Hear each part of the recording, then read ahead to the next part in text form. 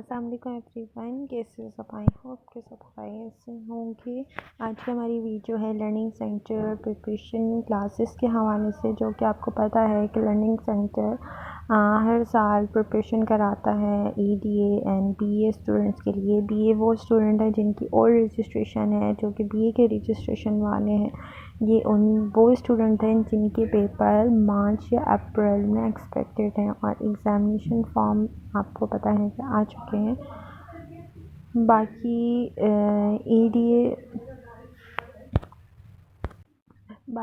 ADA part 1 के और 2 की क्लासेस भी ऑलरेडी स्टार्ट हुई हैं।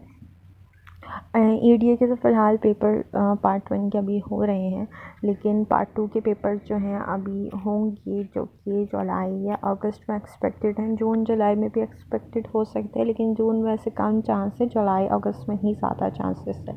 उसी तरह बीए ओल्ड रजिस्ट्रेशन के मैं आपको ऑलरेडी बता चुकी हूँ कि मार्च या अप्रैल में एक्सपेक्टेड हैं, चांसेस हैं कि इसमें हो जाएंगे। तब 80% चांसेस है कि मार्च अप्रैल में हो जाएंगे, तो यानी कि ज़्यादा चांसेस।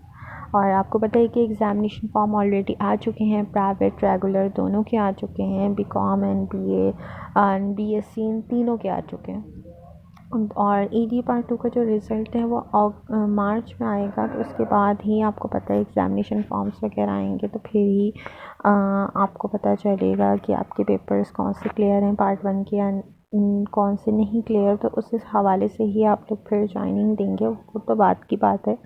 फ़िलहाल अभी जो बीए ओल्ड रजिस्ट्रेशन और ईडीए वालों की जो क्लासेस स्टार्ट हो गई हैं, ये मैं प्राइवेट में पढ़ाती हूँ। मैं कोई ग्रुप में ऐड करके आपको उसमें नहीं पढ़ाती, मैं आपको प्राइवेट में अकेले में पढ़ाती हूँ। मतलब हर स्टूडेंट का अलग टाइम टेबल होता है। कभी कभी होता है कि कोई सब्जेक्ट अगर एक दिन में मैच हो जाए, वरना अक्सर स्टूडेंट्स का जो है सारे जो टाइम टेबल्स होते हैं वो सारे स्टूडेंट्स का अलग अलग होता है, कोई एक नहीं होता।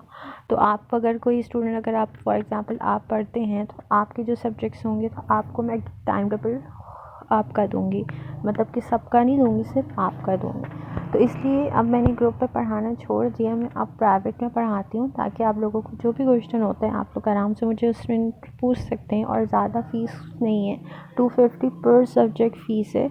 और फ़ीस भी आपकी एडवांस होती है आपको, लेकिन एडवांस इस तरीके से होती है कि आपको 3 दिन डेमो क्लास दी जाती है।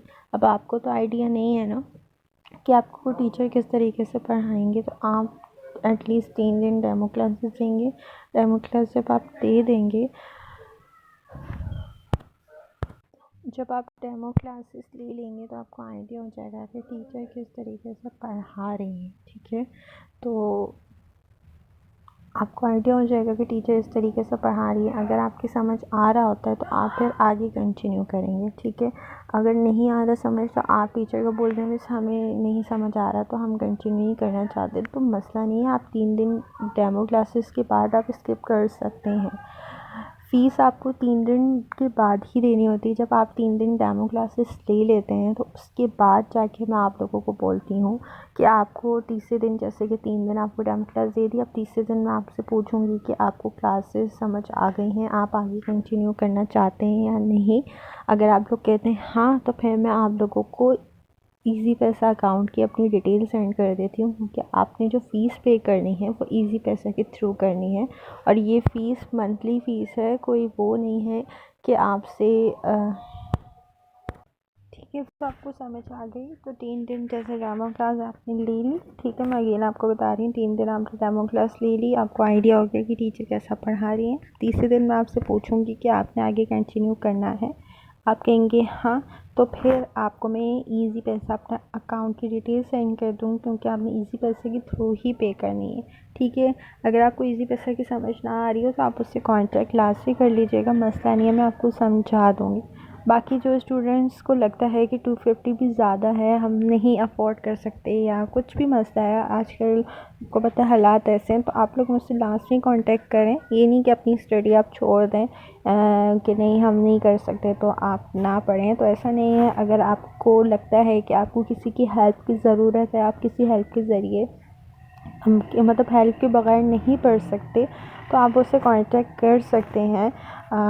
बाकी जो है आपकी फिर हम देख लेंगे, यानी कि मैं देख लूँगी कि कौन कितना अफोर्ड कर सकता है, बस उस हिसाब से मैं उनसे फ़ीस ले लूँगी, वो मसला नहीं। ठीक है, बाकी जो भी मसला हो या कुछ भी समझ ना आ रहा हो इस क्लासेस के हवाले से तो आप मुझे बता दीजिएगा।